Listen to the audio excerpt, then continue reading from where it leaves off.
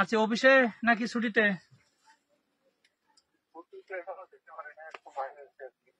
কবে যাবেন? ও ছুটিতে তো বাড়ি যাবেন না? কবে যাবেন? কালকে?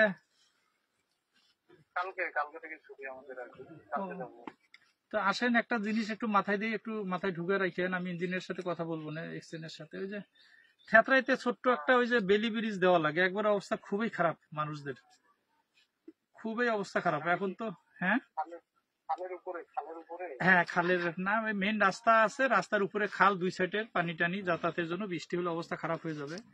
একটা ছোট্ট একটা বেলি ব্রিজের দরকার, একটু একটু ব্যবস্থা করে দিয়ে ছুটি কাটায় আসেন। হ্যাঁ, এটা একটু ব্যবস্থা করে দেওয়া যাবে যেখানে আছে। হ্যাঁ হ্যাঁ, ঠিক ঠিক আছে, থ্যাংক ইউ থ্যাংক ইউ। সময় দিচ্ছেন না? 51 বছর সময় দিচ্ছেন না? আজকে থেকে আমারে ছুটির দিন বাদে 30টা দিন সময় দেন। 30টা দিন সময় দেন, আর আমার সাথে আপনারা থাকেন।